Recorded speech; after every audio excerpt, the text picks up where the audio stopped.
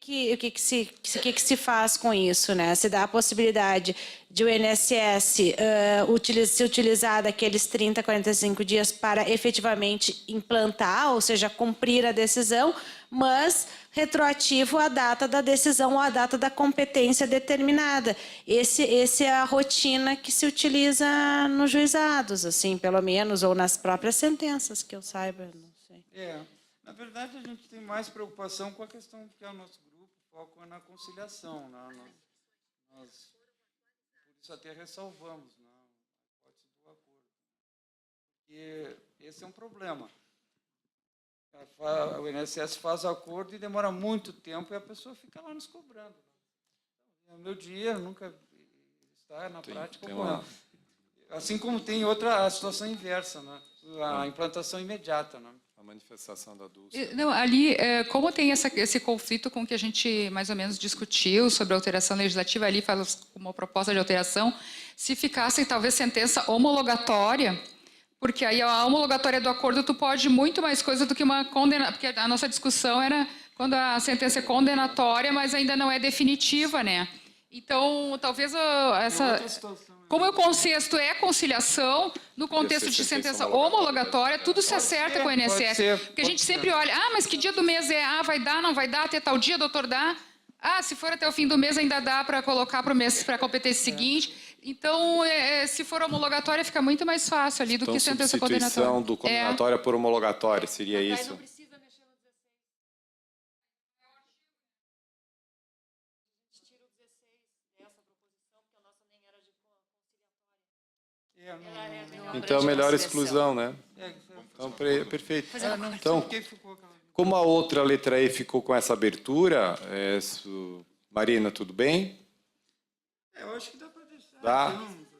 Sim, não, só perguntando se... Geralmente a INSS precisa de 30 dias para executar isso, mas a implantação, que eu saiba, é da própria decisão, não é nem de 10 dias, é desde aquela decisão, às vezes até anterior àquela decisão, porque se dá desde a competência. Então, por exemplo, se o acordo foi feito no dia 15 daquele mês, o tradicional é que seja a competência do mês inteiro, desde o dia 1º. Então, a implantação, ela é, inclusive, às vezes até retroativa. O cumprimento dela é que tem que ser feito em 30 dias que o INSS pede, mas vai pagar os atrasados? Essa é a regra, assim. Podemos dar por aprovado, então, as outras manifestações? Alguma objeção? Então está aprovado. Vamos agora passar a agradecer, então, ao desembargador Paulo Afonso pela apresentação das proposições sobre conciliação. Passo de imediato, então, à desembargadora Vivian com relação ao grupo de alterações legislativas, que, pelo jeito, não tem nenhuma polêmica no grupo, né? Não, vários itens sem consenso. O nosso relator, inclusive, fugiu. Bom, o primeiro tópico é competência. Consenso em relação à manutenção da competência absoluta, se opondo à proposta da OAB de tornar relativa. Tá? Acho que são vários itens, né? Acho que quanto a isso, aprovado. Pois você acha que para a gente, só uma sugestão, aquelas que não houve consenso no grupo, será que a gente deveria colocar para votação no plenário, porque já são matéria bastante polêmica? Eu vou só mencionar para conhecimento. Talvez a gente fosse votar aquelas que houve consenso para ver se a gente referenda pelo plenário, porque eu acredito que senão são matérias muito polêmicas, né, que não levariam... Bom, não consenso, exclusão por complexidade probatória, exclusão da competência do juizado, ressalvar da competência do juizado os casos de perícias mais complexos que não poderiam ser feitas em audiência.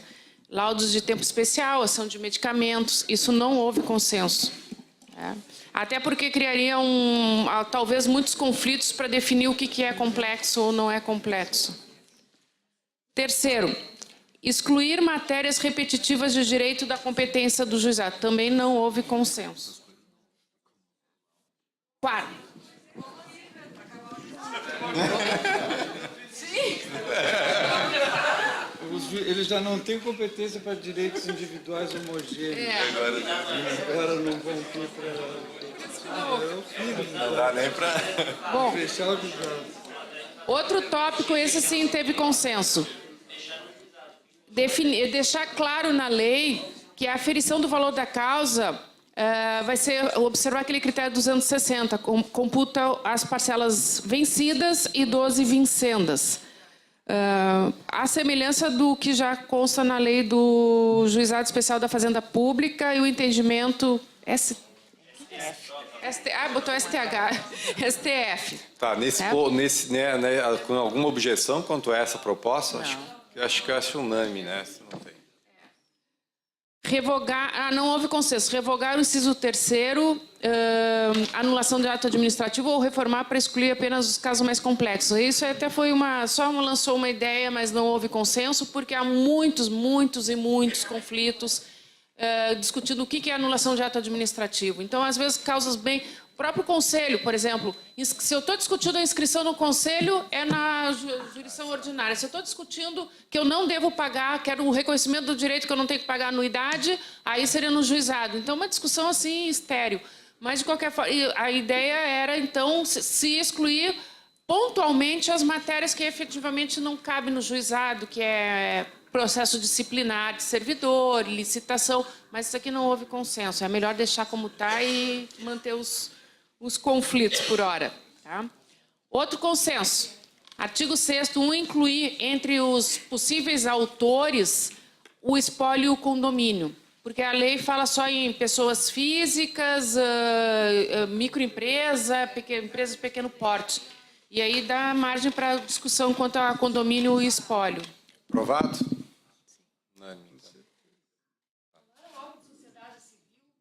Vocês falaram alguma coisa de... Quando a gente vai ler a lei ali, a pessoa jurídica, a sociedade civil fica meio...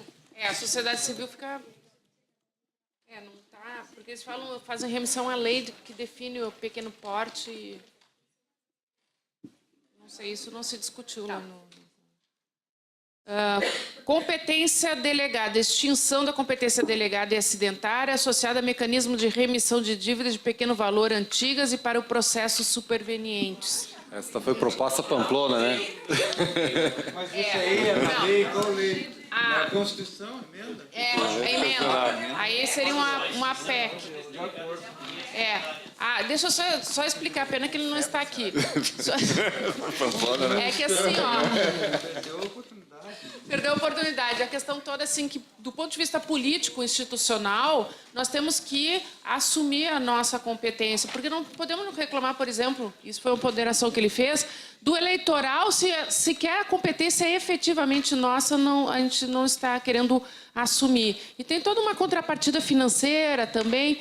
E aí, como fazer essa migração de processo é que nós poderíamos ver alternativas. Talvez não redistribuir o que já está ajuizado, fazer um acordo com a Fazenda Pública para, nas execuções fiscais, fazer uma remissão substancial de débitos com valor inferior a 20 mil. Enfim, tem alternativa. Mas o que é consensual? Que essa competência nós vamos ter que, mais cedo ou mais tarde, assumir.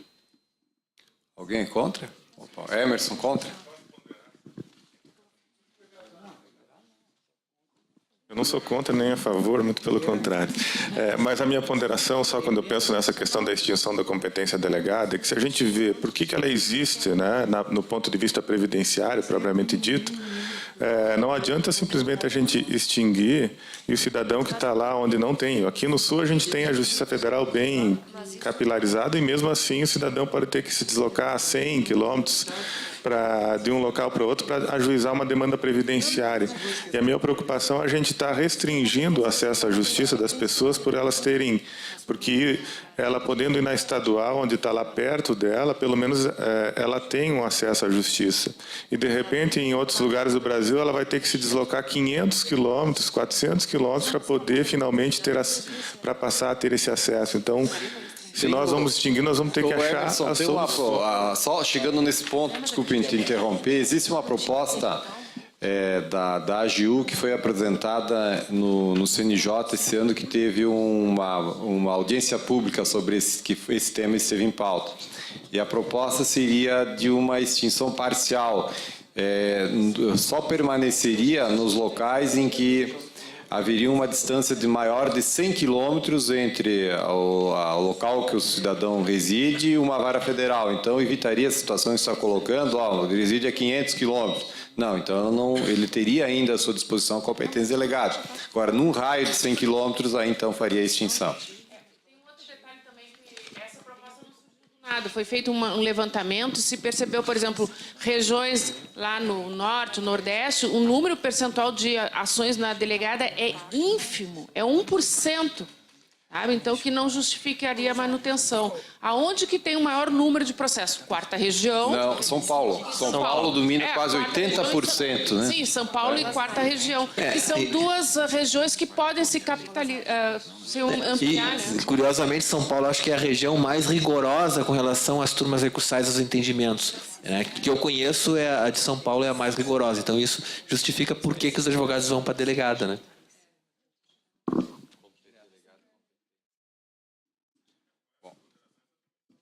Bom, então, a Ingrid aqui está levantando uma questão que acho que nós não deveríamos deliberar sobre isso, porque... A parte final em que fala de remissão de dívidas são as em execução fiscal.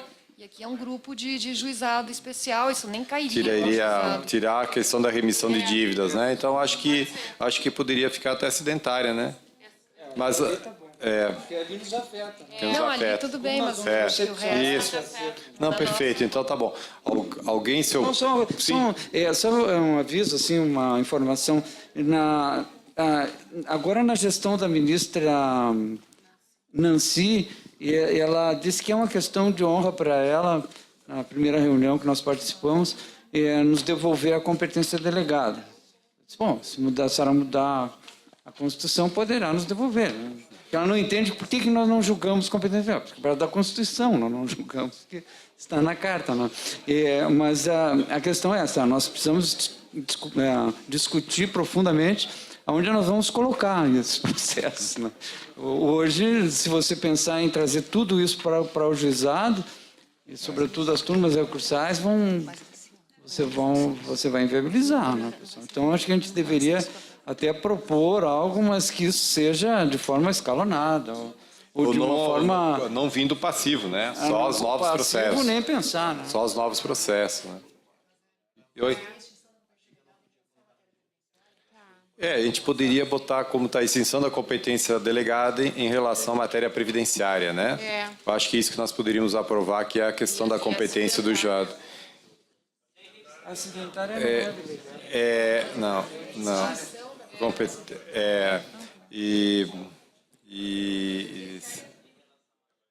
Extinção da competência delegada em relação com matéria previdenciária. Aí seriam o seguinte, seriam duas questões, uma extinção da competência delegada, outra assumir a competência incidentária, que daí não é delegada, né? Então, eu não sei se subdividiria... E assumir a competência acidentária, né?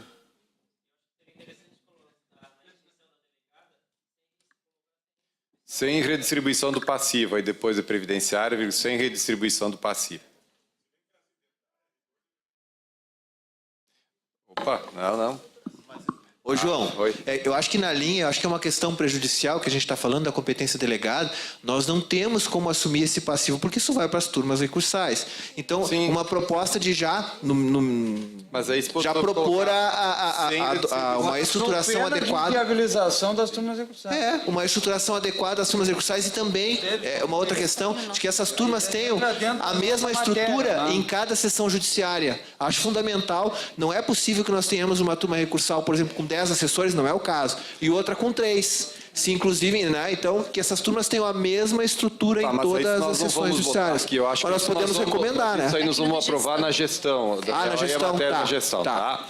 Então, eu acho que esse é o ponto. Sem redistribuição do passivo, a questão da estruturação dos juizados para assumir essa competência delegada, eu acho que aí teria que partir da parte da gestão, né? Mas eu acho que é possível, tem que vir junto uma reestruturação também.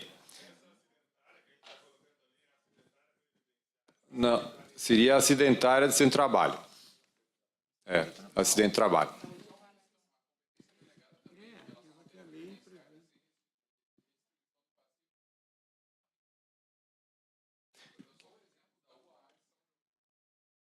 tempo ela passou a assumir a competência delegada, ela está com 8 mil processos.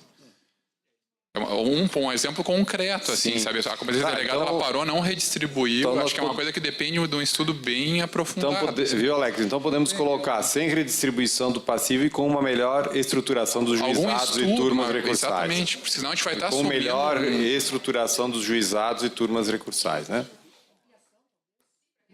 Eu acho que melhor estruturação... com ampliação... Acho que melhor estruturação que compreenderia, né, a ampliação. Não são excludentes as questões. Porque senão a gente vai estar correndo o risco de prestar um serviço pior do que a competência delegada, né? Não recebemos o passivo e ainda assim, para enfrentar os novos, nós precisamos melhorar nossa estrutura. Perfeito. Então vamos para o ponto mais polêmico aí do grupo, que... É mais polêmica. Não, Sim, no grupo Emerson. não. Do empregado Não, contra a empresa. indenização... Tá. Só um pouquinho. Indenização, essa indenização já está na Justiça do Trabalho e o Supremo definiu que é lá também por conta de uma emenda constitucional que foi a 45, né? A indenização decorrente do acidente de trabalho. Indenização civil, né? Essa está na Justiça do Trabalho já. Não é essa que nós estamos buscando. Nós estamos buscando aqui, parece que foi aprovado, para efeito dos benefícios. Então é bom especificar, porque senão vai gerar de novo a Tudo bem. discussão. A competência dos benefícios de origem acidentária. Então, Que é o que já devia ser nosso, na verdade, benefícios, desde sempre. de origem acidentária. Isso tem depois, tem que ter, assim, só tem que lapidar um pouquinho a redação desses enunciados, essas conclusões. Isso vai passar certamente pela Vivian também, para eventual, para sair antes de publicar com uma revisão. Lá atrás tinha alguém que estava pedindo a palavra, lá em cima, sim. Eu só queria fazer uma ponderação, que como nós estamos restritos aqui ao encontro de juizados, essa questão da extinção da competência do delegado afeta também as varas do procedimento ordinário, que tem uma matéria considerável de ações previdenciárias. Então, eu acho que a gente tem que também buscar a deliberação dos magistrados que são afetados em razão delas. Não, mas a gente quer saber a posição do juizado. Ah, sim. Se é favorável. Perfeito? Então, tá bom. A outra foi consensual, mas eu confesso que eu fiquei um pouco triste. Extinção da TRU e talvez da TNU. Da TNU não houve consenso e da TRU houve consenso. Então vamos votar só da TRU, né? Só fazer uma consideração. Eu não sei se os colegas atentaram, que votaram para a extinção da TRU, obviamente que devem ter as suas razões, mas também se isso com relação ao projeto que vai ser aprovado em relação à acumulação de remuneração. Né? Penso que é uma questão importante a ser valorada também. No último minuto você está derrotado, não pode. Apenas estou levantando. Um argumento ad teorem. Eu acho que primeiro, o que o Daniel está dizendo, vamos deixar primeiro provar para nós... Não, até porque eu acho que a experiência da TRU é uma experiência tão curta e, de outro lado, a da quarta região é uma experiência tão positiva, me parece, né? Então, deixa só, por honestidade. Essa proposta da extinção da TRU está casada com uma outra que não houve consenso. Bom, se discutiu e a maioria entendeu que algum mecanismo de uniformização de jurisprudência seria importante em nível regional. E aí a proposta era um incidente de uniformização das turmas para o TRF. Esse não houve consenso. Porque aí se afastaria eliminaria aquele problema da dúplice jurisprudência que é negativa para todos, né? Negativa para todos. O embargador Paulo Afonso tá colocando aqui que primeiro nós engordamos a competência da trupa, depois propor a extinção dela. Então, eu acho que... Bom, eu acho que é uma questão bastante polêmica. Eu sou contrário. Eu acho que nós devemos manter a estrutura de tanto da TRU como TNU. O que a gente poderia, eventualmente, na minha concepção, discutir os dois incidentes de forma simultânea. A minha concepção, eu acho que já fez parte também de uma proposta encaminhada pela COGEF na gestão do desembargador Laus, é no sentido de admitir da decisão da turma só o incidente para a turma regional e para a TNU, se eventual divergências entre TRUs e não todos para a TNU. Então, nós valorizaríamos a turma regional, teríamos um único incidente da decisão da turma e manteríamos a estrutura de TRU e também da TNU, limitando um pouco essa estrutura. Porque se nós não extinguirmos somente a TRU, mantendo a TNU com a competência da turma regional, vai também criar um problema de inviabilização da turma nacional. Daqui a um pouco vão fazer turma nacional com 30 juízes, com 40 juízes, porque também vai se tornar inviável pela quantidade de turmas, 75 pela legislação atual, que poderá aumentar no futuro para uniformizar a todo momento, além das uniformizações com o STJ. Mas é o meu posicionamento. Alguém tem mais alguma... João, pois não... Como é que a gente consegue justificar que um sistema que é para ser simples, célere e desburocratizado conta com 5 instâncias recursais? Isso que é difícil defender. 2 de uniformização. 3 e mais STJ e STF, né? Não, e 2 de uniformização, 3 2 de uniformização. Lá naquela comissão que o Tribunal constituiu, a Vivian já levou, contou para eles isso, né? Doutor Paulo. Conversou conosco sobre isso na comissão e lá parece que o entendimento vai ser nesse sentido aí, da extinção. Só não quero adiantar uma posição, a comissão está começando os trabalhos, né? Mas pelo que eu notei, o pessoal acha que o sistema é meio esquizofrênico mesmo, né? Mas há uma prolixidade de... Só para polemizar ainda essa questão da jurisprudência do TRF, das turmas, as turmas, então, elas estão seguindo a TRU para ter uma uniformização regional, né? São questionadas, então, tem os incidentes regionais. Aí depois tem os nacionais, que, em tese, seguem o entendimento do STJ e o Supremo. E nós ainda estamos querendo uniformizar com o TRF. É impossível, né? Nós já estamos totalmente verticalizados, né? O incidente para o TRF é caso seja extinta a TRU. Não Sim, é. mas aí o TRF teria que estar atrelado à TNU. Mas ele aí, não tá. aí nós não vamos reduzir os recursos, vamos continuar mantendo, quer dizer, só vamos transferir da TRU para o TRF. Aí nós vamos voltar àquelas... Então também não adianta, né? Então, é esse que é o problema, né? Não, eu acho que para o sistema ser menos esquizofrênico, o que deveria haver é uma divisão. Acho que a matéria previdenciária deveria ser só de competência dos juizados especiais. Por exemplo, não deveria ir para o tribunal. Então, aí nós não teríamos essa multiplicidade de instâncias de julgamentos diferentes. Mas só se acabarmos com a competência delegada, porque senão vai continuar o tribunal julgando previdenciário, claro que também não resolve. Claro que sim, não. Tem que ser pensado, então tem que ser pensado a competência como um todo, evidentemente, né? Senão você arruma de um lado e desarruma do outro. Um detalhe, um dado histórico, essa concepção de uniformização, essa dupla uniformização na prática não funciona, porque a TRU não segue a TNU não observa... Viva aí, vou te dar um outro exemplo bacana, que é o seguinte, imagina o juiz que está no juizado adjunto. Aí ele julga de um jeito, porque ele tem que respeitar a jurisprudência da TNU, e aí, quando ele julga na vara, ele vai ter que julgar de outro, porque tem que observar a jurisprudência do TRF. Na prática, ele adota a jurisprudência do TRF, e quando a TNU manda ele readequar, ele vai readequar. Na verdade, esse sistema de uniformização TRU e TNU, ela foi concebida quando ainda não tinha repercussão geral e o repetitivo, porque a uniformização é natural pelo repetitivo e pela repercussão geral. E agora, no juizado, nós temos 4 instâncias de uniformização.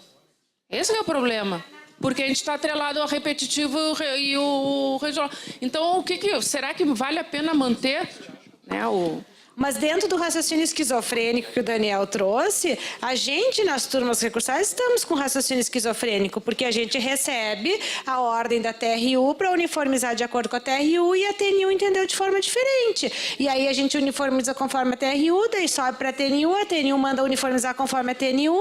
Então, sinceramente, o raciocínio esquizofrênico existe, inclusive, na Marina, turma mas recursal. isso faz parte de um processo de amadurecimento, penso eu, que a tendência é que nós agora com a implementação de sistemas de precedentes e a evolução histórica natural, os juízes passem a respeitar mais as decisões da TNU e da TRU. Eu acho que faz parte Mas desse assim, processo. mas Daniel, tem inclusive um precedente que eu acho que da tua relatoria da TRU não se adequando ao entendimento da TNU. Então, o que acontece? Eu acho, sinceramente, que a uniformização regional, ela é desnecessária. Só isso. Então, quem sabe vão tirar isso de pauta, porque nós não vamos chegar a lugar nenhum com essa discussão.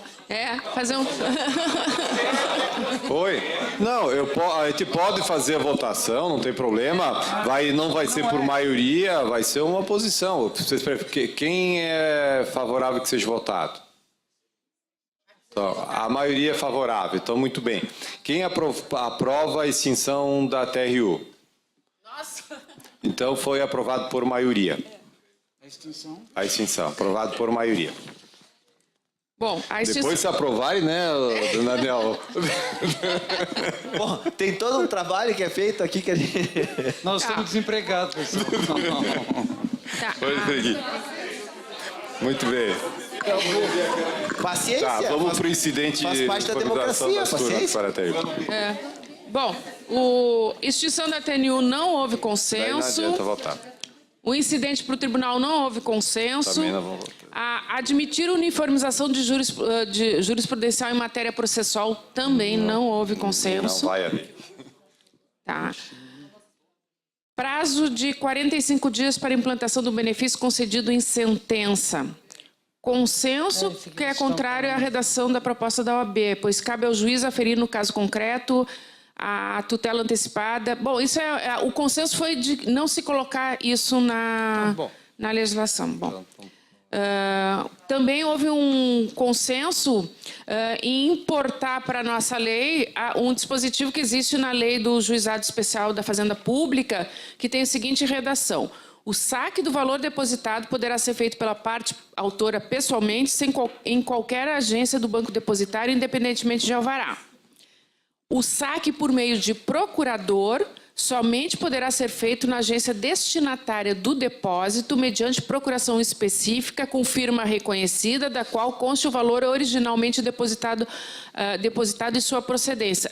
Esta é a redação da lei do Juizado da Fazenda Pública, trazer para a nossa lei para evitar os problemas com o levantamento de numerário com o procurador.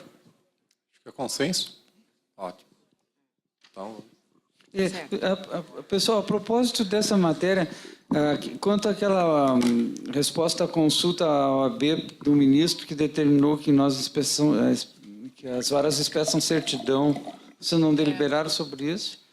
Isso está afetando, impactando negativamente os juizados, pessoal. A gente não tem condições, implica um retrabalho imenso. Não? Isso resolveria, né? Mas isso está sendo revisto, acho que tem uma... Não, eu mandei, foi eu que fiz a fundamentação e mandei de volta para o ministro corregedor, dizendo que, colocando todas essas dificuldades, sim, né, e pedindo a revisão. Mas eu já soube que ele está sendo muito pressionado e que há uma tendência dele manter aquela posição, sabe? Então, nós temos que estar preparados. Vai ser, para nós, muito difícil suportar a sobrecarga. Não? Nos juizados é muito difícil. Talvez nós devêssemos encaminhar uma moção aqui, dizendo que aquela recomendação nos juizados, ela impacta muito negativamente. Aí eu poderia mandar isso para o ministro depois. Dizendo, todo mundo concorda com a recomendação do desembargador foi aprovada, então por unanimidade? Eu faço direitinho ali um releasezinho para a gente mandar botar como uma... Porque o ministro é da classe dos advogados, pessoal. Então ele está muito vulnerável à pressão da advocacia em relação a essa questão do alvará. Ainda que a gente seja factível criar uma funcionalidade para esse fim, o trabalho, isso vai ser inevitável, nós vamos trabalhar bem mais. Bom, e surgiu, que não é a proposta legislativa, mas ações administrativas, que o COGEF crie e coordene um banco de dados banco de laudos periciais para cômputo de tempo de serviço especial, porque hoje é muito comum cada vara ter o seu próprio banco. Então, nós criaríamos um banco da 4ª região, catalogado, que fosse de fácil acesso e que fosse de acesso não só dos juízes, mas também dos advogados, para poderem utilizar. Isso vai dar um trabalho e nós vamos precisar da colaboração de vocês para que nos mandem esses laudos para a gente criar esse banco de dados. Ok?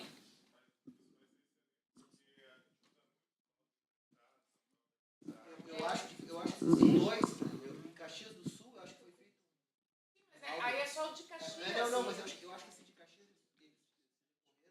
Mas tem um lago muito grande aqui de Novo Hamburgo, que eu acho que o Paulo aí começou. Acho que Novo Hamburgo tem, mas tem um custo para a parte, não haver sacar, então a gente tendo isso facilita bastante. Em Novo Hamburgo já tem, só que a OAB cobra da parte para ter acesso aos bancos. Então a gente tendo esse elemento facilita muito o acesso ali. Isso a OAB tem o banco.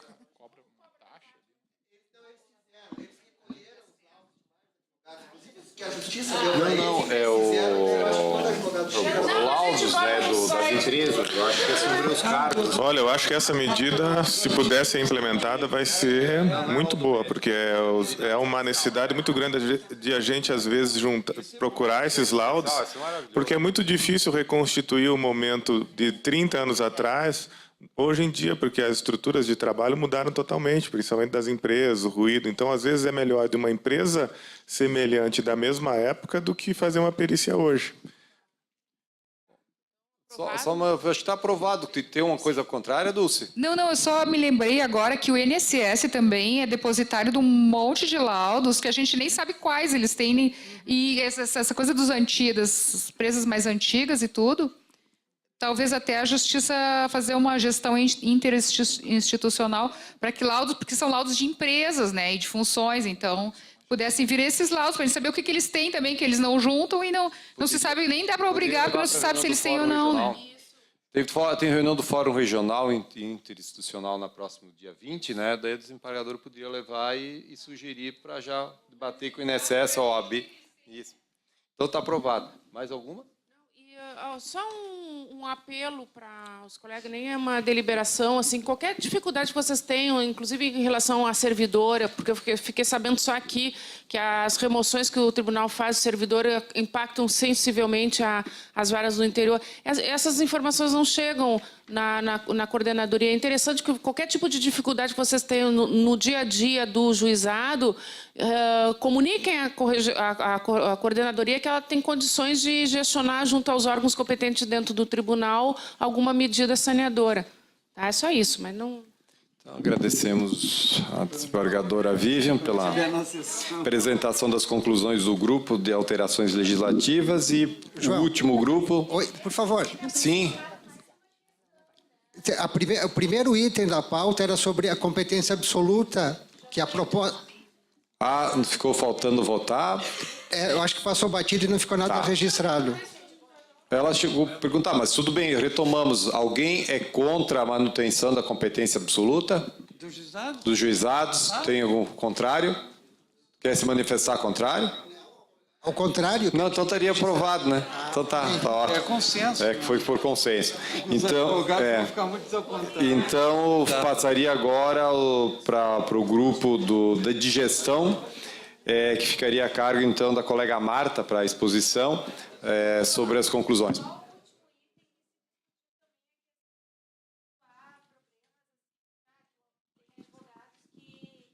Sacam todo o dinheiro do cliente. Eu não sei se... Acho que não foi ficou por colocado aprovado, esse. não ficou aprovado aqui, essa aqui, né?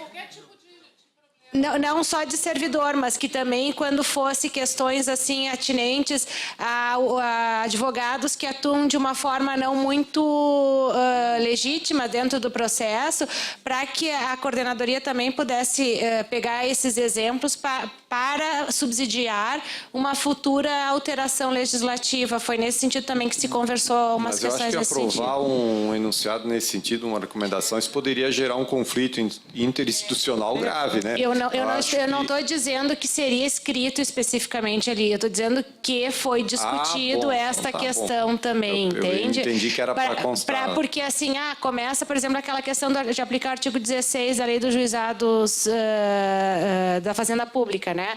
Ah, mas o advogado quer tirar imediatamente ou não quer que intime a parte que o dinheiro está à disposição. Então, assim, aconteceram vários casos em várias subseções, mas não há uma ciência em termos institucionais dessa situação.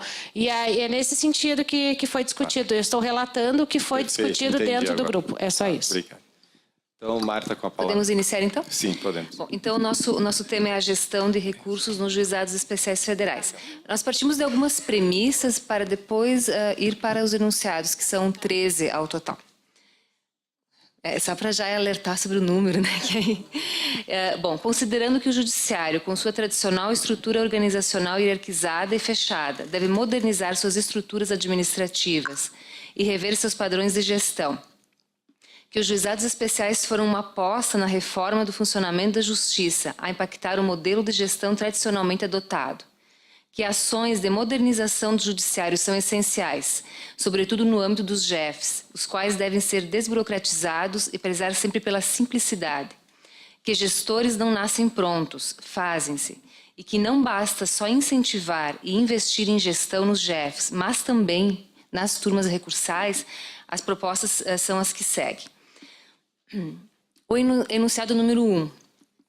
A exigência de celeridade no âmbito das varas dos juizados especiais e das turmas recursais deve ser compatibilizada com a qualidade na prestação jurisdicional, em especial na análise da prova. Esse enunciado, tanto internamente, para a reflexão nossa interna, né, enquanto... Assim como externamente, que são as cobranças que a gente sente e que nem sempre levam em conta o trabalho que é feito lá na base, né, com a qualidade. É a justiça em números, né? Então, há consenso? Alguém se opõe? Sim. Então, aprovado. Enunciado 2. A gestão das varas dos JEFs e das turmas recursais deve ser exercida pelos magistrados, auxiliados pelos servidores que compõem a estrutura do local, e não por um gestor judicial externo. Esse enunciado ele partiu de uma preocupação, acho que foi o Clênio, né, que expôs, de que talvez surgisse um movimento de que gestores externos passassem à administração de varas. Sim, essa proposta, não, de criação dessa figura que outros países têm. Nós não temos essa tradição. Para nós seria catastrófico. Não? Eu acho. É preciso nós assumirmos a questão da gestão lá, mas só gestor judicial, ponto. Ela é problemática. Né? Gestor judicial profissional, talvez, porque senão pode ser alguém contratado como servidor para isso e não precisaria ser externo, poderia ser interno também, só que não o juiz. Também não. Externo ou interno. Aprovada, então? Por unanimidade? Alguém contrário? Essa ideia vem da FGV, né? Que o pessoal está discutindo isso lá. Isso. Enunciado 3. O Tribunal Regional Federal da 4ª Região, através da Images e da COGEF, deverá promover permanentemente atividades e cursos específicos para os magistrados dos juizados especiais, com foco no planejamento, gestão e execução. Fechando com o enunciado 1, mas também porque as varas de juizado especiais elas são muito diversas das varas comuns ou de varas únicas, né? Então, pensando numa especialização, inclusive da gestão mesmo dos juizados especiais. Parece que aprovado também, né? Sim, aí também tem... Porque nós temos sempre um aporte de novos juízes todo ano. A gente traz aí, consegue aprovar 20 e poucos. Né? Então, esses cursos têm que ser sempre oferecidos, permanentes. Né?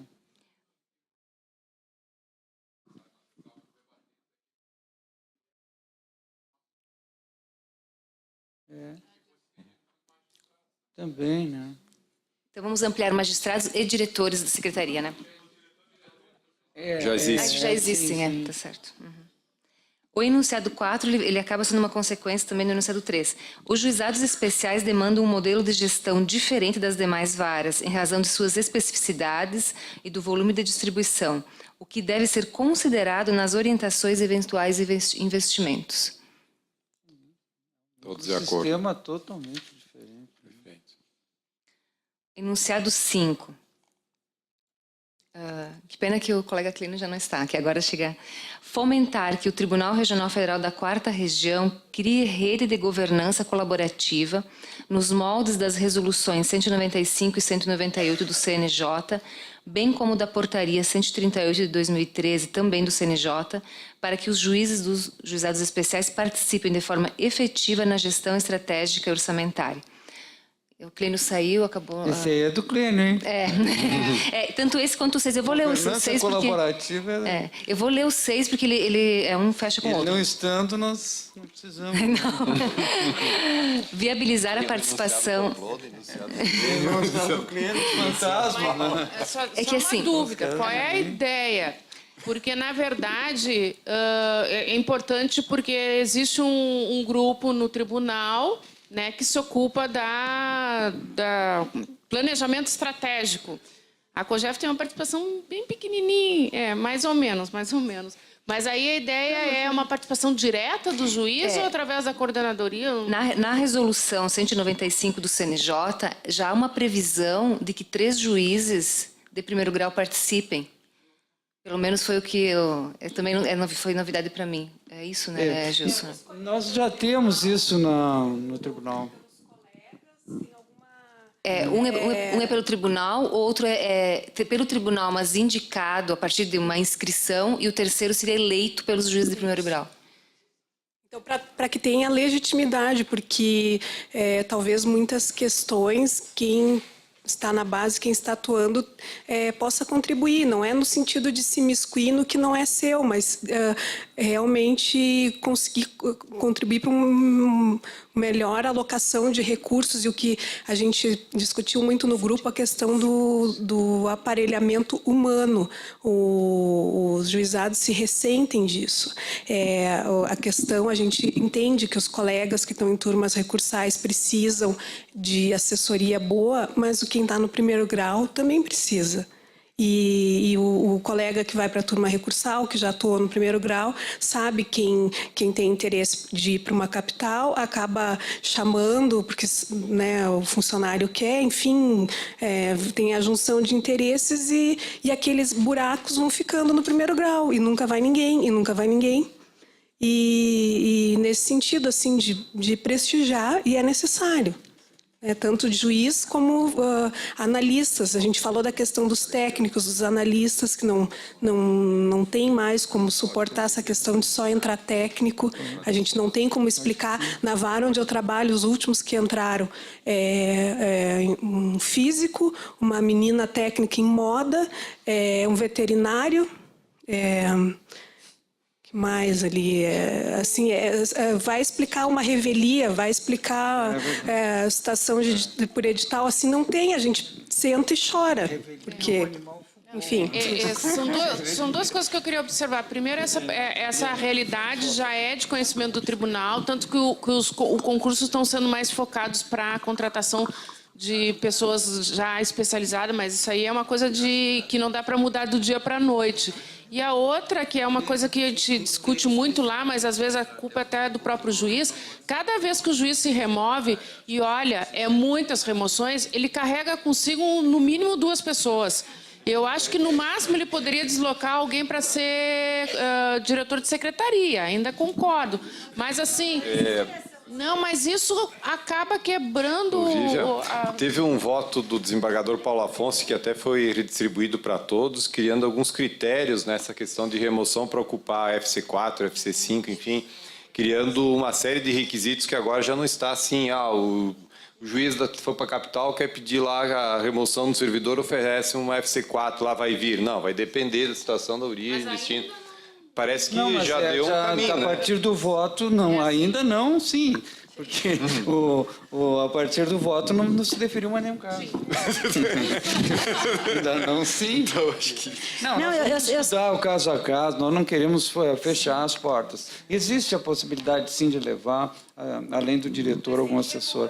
Mas tem que ser muito bem fundamentado, e nós vamos olhar a situação da vara que está perdendo aquele servidor, da vara que está ganhando, a situação do magistrado também, para justificar por que ele está relativamente dependente daquele servidor e tal, a relação entre eles, é muito complexo. Eu não criei uma fórmula intransponível, mas criei bastante dificuldade, mas justamente pensando na questão do abandono do interior. A gente tem que pensar no interior, né? Porque se nós deixarmos livre, a tendência é, sim, sempre o fluxo não tem mão única, só vão para a capital. E a gente, é um cuidado, mas não absolutamente não vai engessar essa possibilidade, não é isso. São critérios só, bens racionais, foi aprovado por unanimidade, o Conselho está aplicando já, e era uma preocupação do Conselho. O Conselho me pediu, pelo amor de Deus, corregedor, faça alguma coisa. Eu disse, bom, aí a gente estabeleceu aqueles critérios, não é? Não, eu só queria fechar as portas, não. Fazer uma contrapartida, assim, porque foi colocada uma questão da vara, né? Mas, assim, também a gente tem que pensar um pouco na realidade. Eu entendo a deficiência do interior, né? Mas a turma recursal no sentido de que é comum, e entre nós, todos nós aceitamos, que o juiz, quando se locomove, leve o seu diretor de secretaria. Isso parece que não há nenhuma espécie de óbice, de contradição. Assim, ninguém contraria esse entendimento. O problema é que o juiz da turma recursal é um juiz pobre, né? Ele não tem o cargo de direção de secretaria, ele só tem uma FC5, que vem a ser o cargo mais importante dentro da sua estrutura. Então, eu acho que nesse sentido, pelo menos essa FC5, ela deve ser interpretada como sendo o cargo de diretor de secretaria do juiz de turma recursal, porque entende, pelo menos um servidor, ele tem que ter o direito de poder levar, independentemente da vara concordar ou não concordar. A maioria dos juízes leva o seu diretor de secretaria para ocupar uma FC5 na turma, quando vai para a turma. É isso que acontece. Exatamente. Então, aí, se tu não tem para levar, tu vai escolher o melhor funcionário que tu conhece, dentro da lógica que sempre se instituiu dentro da Justiça Federal. Não. Como é que está o enunciado aí? Trata disso? Só para a gente... Mas assim, mas é que é importante se ater a esta realidade. O juiz de turma recursal não tem CJ, ele só tem FC5. Por enquanto é só a composição, a gestão estratégica. Isso que eu ia dizer, porque a questão não dos entramos servidores deliberando esse ponto, né? a questão dos servidores vem depois. Tá bom. Mas vamos lá, podemos então. aprovar o enunciado 5? Alguém contra o enunciado 5? E o 6 também? E o 6 nesse ponto? Então, temos por aprovado. Ok. Tá. O enunciado 7. Os juizados especiais devem ser estimulados a fomentar parcerias, a fim de reduzir os custos e melhorar a prestação jurisdicional, por intermédio de convênios com universidades e outros órgãos. Isso eu acho que já vem sendo feito, né? Acho que não há discordância, né? Vamos. O 8, nesse mesmo caminho, promover convênios, preferencialmente com as universidades e ou a OAB, para que efetuem o atendimento do jurisdicionado para eventual ajuizamento e acompanhamento das ações necessárias no âmbito das varas dos juizados especiais. Esse enunciado partiu da experiência né, tanto com universidades quanto com a OAB, tentando evitar ao máximo a atermação para que a pessoa fique desassistida de um técnico, né? Todos de acordo? Ninguém manifestando o contrário? Sindos? Até onde eu sei, pelo menos, porque muitos anos que eu não sou diretora do foro, me parece que com a legislação nova dos estagiários, essa questão dos convênios com as universidades, praticamente, o tribunal sepultou, parece que. Não tem mais assim um espaço legal. Inclusive, os voluntários que a gente tinha, que eram muito importantes, também não está mais podendo contar. Então, mas eu acho que não eu acho assim meio de leve diferenda, assim. O convênio no sentido de poder encaminhar a pessoa para uma universidade, lá tem o escritório modelo. Escritório modelo. Escritório modelo, não. Não. Escritório modelo, temos algumas varas que tem, até o Rafael está ali, Paranaguá tem, está funcionando bem. Chapecó e outras também. varas, Chapecó, Criciúma tinha, né, também, que foi o tempo da Marina, que tinha... que criou essa sistemática por lá. Tem, né? Isso pelo menos eu não conheço nenhum óbice legal, né? E aliás, a corregedoria incentiva isso, né? Porque nós temos consciência do problema da atermação, né? Que joga para o juiz toda a responsabilidade por uma pretensão que às vezes não é bem deduzida, né? E num dado momento falta a defesa técnica, né? Exato. Tem uma pesquisa até do Bochenek, que é presidente da JUF, muito rica nesse sentido, com entrevistas, né? Mostrando, assim, a partir de dados mesmo, em entrevistas, encontros, o déficit que representa a atermação. Sem o advogado, as coisas não andam bem, né? Aprovado, então? Os próximos 5 enunciados, eles se referem aos servidores, que foi um dos então pontos vamos que a ouvir gente todos eles aí, discutiu que é melhor. bastante. O 9, implementação do quadro completo de servidores nas varas dos jefes e nas turmas recursais, em decorrência de várias questões, inclusive de remoção, que ficam meses, né? Sem... Perfeito. 10. Em observância à política de atenção prioritária ao primeiro grau de jurisdição, criada pela Resolução 194 do CNJ, ampliar o número de assessores nas turmas recursais. 11. Ampliar o número de servidores analistas lotados nas varas dos jefes e nas turmas recursais. 12. Priorizar a lotação nas varas de jefes e nas turmas recursais com servidores analistas, com redução do número de técnicos judiciários. E o 13. Excluir as nomenclaturas e atribuições das funções para possibilitar maior liberdade ao magistrado de alocar servidores para atividade fim.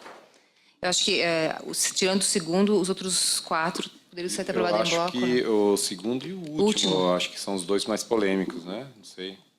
Ou, sei lá. João, só uma dúvida. Fica aqui aquela questão de dotar as turmas com a mesma estrutura nas 3 sessões judiciárias? Ou não? Eu acho que a gente poderia colocar no 9, acrescentar, né? Implemento do quadro completo de servidores nas turmas dos jefes, nas varas dos jefes, nas turmas recursais, observada uma uniformidade entre as sessões judiciárias, né? É proporcional ao número de processos, né? Não. Tá brincando. Entre as sessões judiciais. Não, mas é observado o número de processos, não? Está ligada, porque isso a doutora Luísa até defendia. Se numa sessão tem maior demanda, aumenta o número de turma. Mas não é justo que um juiz tenha 3 servidores e o outro tenha 7. Não faz sentido. Tá, então eu acho que atende bem esse aí, né? A questão outra ali que então está aprovado, né? O 9 está aprovado, então. Tá, o 9, alguma objeção a mais aí? Não. O 10, então, aí, a questão em observância à política de atenção prioritária primeiro grau de jurisdição, criada por essa resolução 194, ampliar o número de assessores nas turmas recursais. Qual que aumentou ali, então? Então, acho que atenderia e vem complementar, né? O número de assessores nos juizados e turmas recursais, é isso? Então, botar nos juizados, jefes e nas turmas recursais. Eu acho que ficaria melhor, né? Nos jefes e nas turmas. Nas turmas, isso. Acho que entende melhor.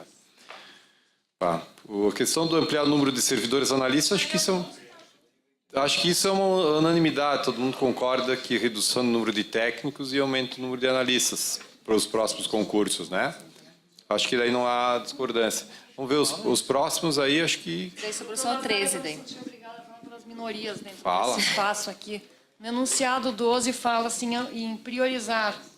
Mas vamos ver para o 12, porque nós estamos ainda no 11 e também deu todo mundo de acordo, né? Só volta um pouquinho aí, que é se ampliar o número de servidores analistas. Perfeito. Então, vamos para o 12 que não falamos, então. Pois não. Priorizar, só o verbo. Me parece quando a gente está priorizando alguma outra competência, não tem essa prioridade. E aí nós temos que também prestar jurisdição em processo eletrônico em varas cíveis, criminais e ambientais e SFH, para não falar da minha competência. Eu acho que poderia só deixar lotar as varas de jefes e turmas recursais com servidores analistas, com redução do número de técnicos judiciais. Eu acho que... proposta. A ideia era sempre na lotação. Não, assim, eu estou falando pelas minorias mesmo aqui, mas, enfim, eu sinto que quando a gente prioriza, a gente está dizendo que alguma outra jurisdição...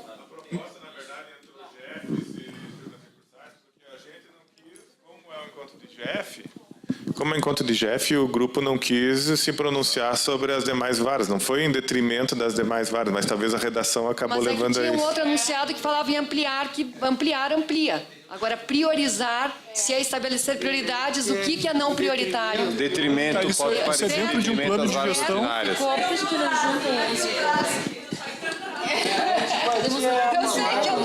Mas os jefes têm um caráter social diferenciado que, de fato, justifica uma priorização. Depende do volume de trabalho. Também. E as varas do interior, elas são naturalmente defasadas de servidores. Então, a minha pergunta é, qual é a origem desses servidores? É por remanejamento ou é um plano estratégico de provimento?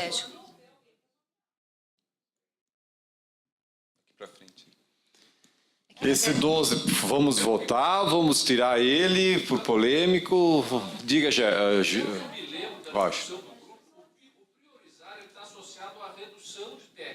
Pois é, isso que eu tô vendo. Transformação e analista, né? Mas aí o anterior já não atende? Volta para o 11 ali. Isso, o 11 já atende, daí ampliar o número de servidores analistas, ó. Por que a gente não faz assim, varas, João? eu acho que isso já contempla o 12. Viu, João? E não daria para colocar assim... no 11, ampliar o número de servidores analistas lotados nas varas, dos chefes e nas subseções, vírgula, com redução do número de técnicos judiciários. Eu acho que nós não podemos, eu acho que a gente não quer perder os técnicos que tem. Eu acho que a gente pode dizer assim, mas então vamos tirar os técnicos existentes, nós temos, na verdade, aumentar o quadro. Então eu acho que essa, com redução do número de técnicos, e pode ter dois sentidos, né? Entendi. Oferecer mais vagas de analista e criar uma estrutura ideal composta por mais analistas. Então deixamos só o enunciado 11 e excluímos o enunciado 12, então. O 11 eu acho que o 12 não precisa, né? Concordo, então? Perfeito. Então. Mas assim, só registrando, essa discussão surgiu principalmente porque muitas varas de juizados, elas têm uma lotação ideal menor que as varas normais, né? Vamos supor, Chapecó é um caso, que a lotação da vara normal tem 16 e o juizado tem 14. O juizado distribui 800 meses e todas as varas 110. Então, foi pensando nisso, né? Só uma questãozinha, João.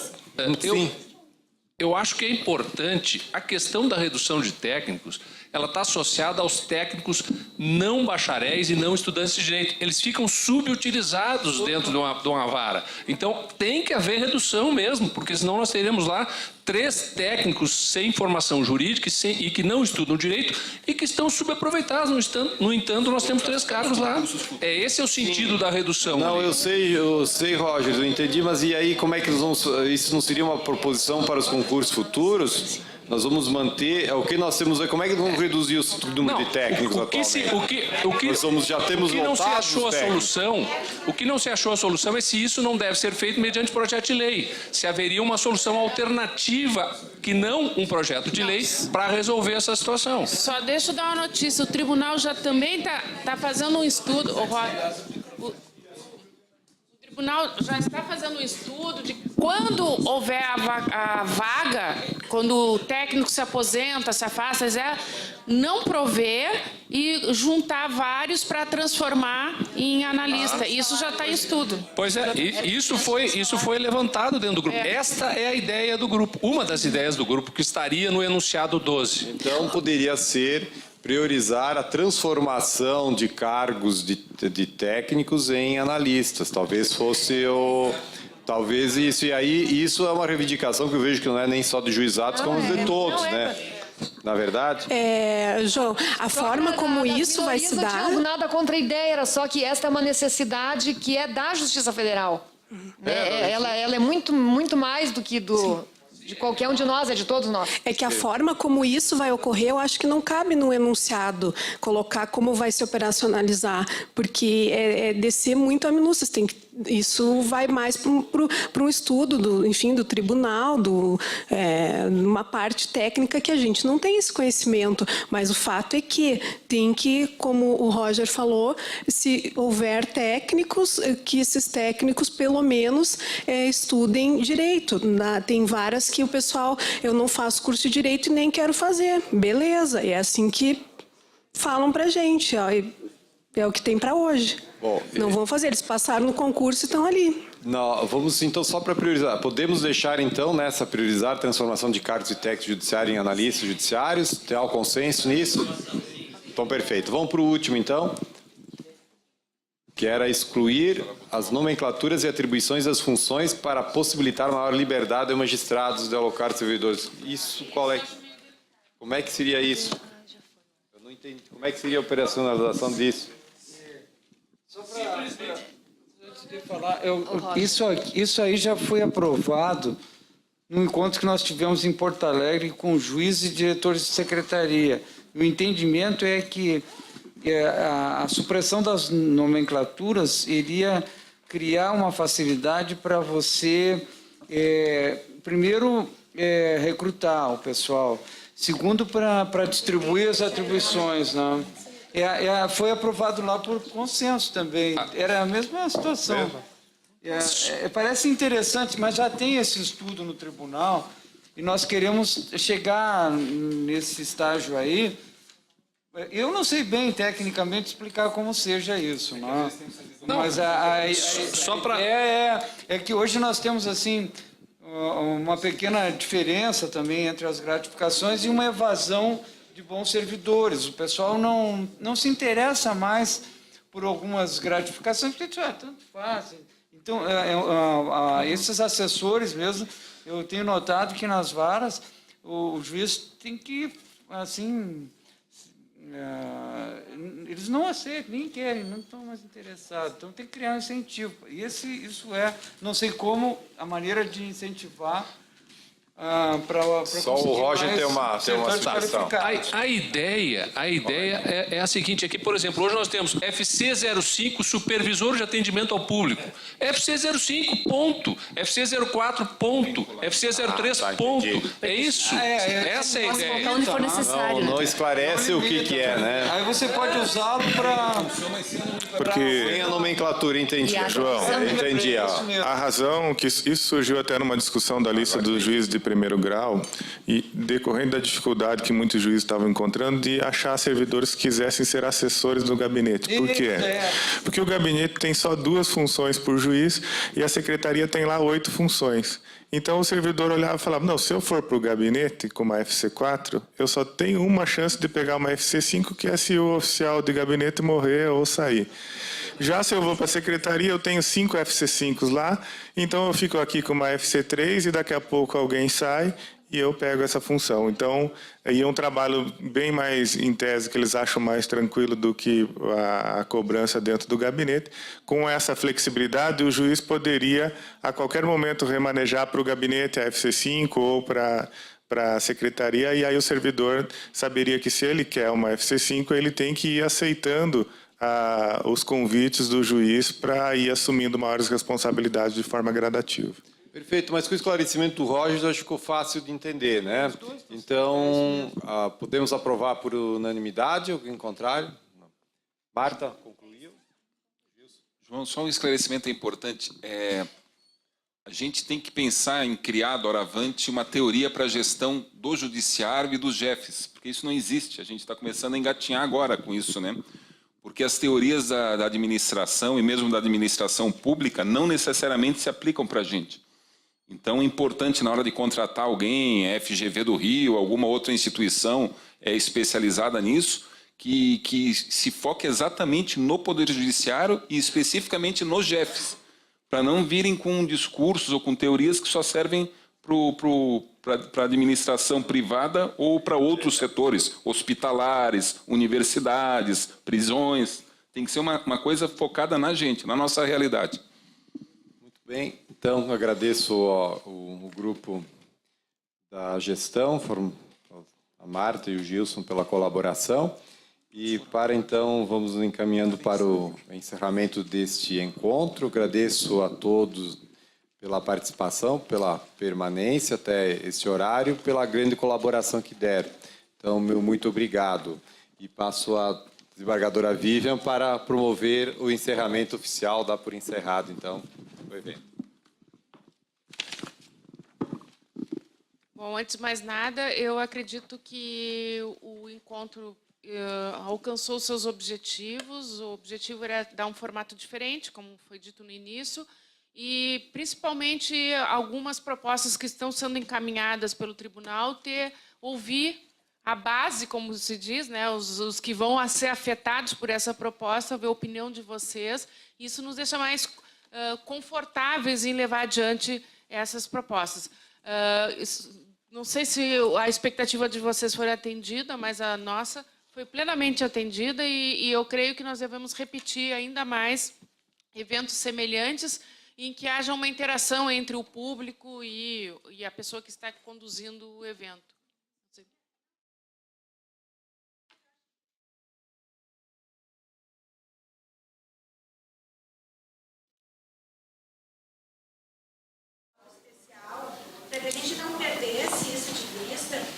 marcasse com a maior brevidade possível, pelo menos uma tarde lá no tribunal, um papo aberto, assim, onde ele pudesse expor aquele material que ele nos trouxe, que foi brilhante, assim, de uma forma mais calma, e onde a gente pudesse direcionar as dúvidas que a gente tem em relação a essa questão, porque são muitas as dúvidas, sabe? Certo. Assim, nós estamos com um problema diário de análise de laudo, de PPP e de matéria que a gente desconhece e que eu acho que ele poderia auxiliar muito, assim, sabe, na jurisdição. Há uma discussão na TRU, na TNU, de análise quantitativa e qualitativa de até no tribunal, né, de hidrocarbonetos, mas que hidrocarbonetos são esses? É anexo 11, 12, 13, sabe, são questões técnicas demais e que a gente realmente não tem conhecimento, assim. Então, uma sugestão é para que isso seja feito em breve, pelo menos uma tarde, assim, e no tribunal, que talvez seja mais fácil porque paga menos diária, não sei, sabe, é uma ideia. Assim. Não, para não cair no empecilho da questão das diárias, né, por isso. Na verdade, isso é reflexo, essa necessidade é reflexo de como as nossas perícias não são satisfatórias, né? Porque isso o perito deveria deixar claro. Mas não são as nossas, são as das empresas, Vivian. Não, eu sei, porque, eu sei. Né, Sugiro até que esse eventual curso se faça por videoconferência para que todos possamos assistir, inclusive os nossos servidores, né? Não, com interior. certeza, já está na agenda este e um sobre A lei benefício... complementar 142. 142. Só que, infelizmente, começou, né, isso vai então. ter que ficar para o ano que vem, né? Porque isso aí tem que ser pré-agendado.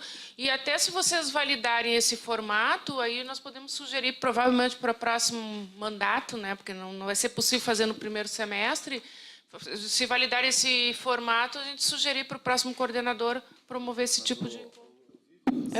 Se permitisse, acho que seria muito interessante, a própria Marina colocou, de repente, a gente não perder esse embalo, de repente, sei lá, esse ano, no início do ano que vem, fazer uma tarde com videoconferência só para tratar disso. Eu acho que a imagem teria condições de contratar esse profissional, que não é um valor absurdo, para ir lá ao tribunal, e aí a gente poderia levar isso como uma reivindicação, porque realmente... E quando eu estava montando, eu pensei nessa, porque normalmente a gente fica discutindo perícia na concessão, na avaliação do segurado, e essa perícia estava ficando de fora. E vou dizer, foi difícil encontrar um nome que pudesse vir aqui para falar sobre esse tema. Tive muita dificuldade até que cheguei nesse perito. E deu a sensação de que ele realmente tem um conhecimento aprofundado e a gente deve avançar para um espaço para poder ele ter o tempo suficiente para nos esclarecer essas dúvidas, tanto na questão da TRU, como das turmas, dos juizados, todo mundo tem essa carência. E eu acho que para nós não deixarmos passar, como a Marina colocou, acho importante, sim. Desculpe. Vamos ter que consultar imagens, né? Porque isso aí depende da imagem.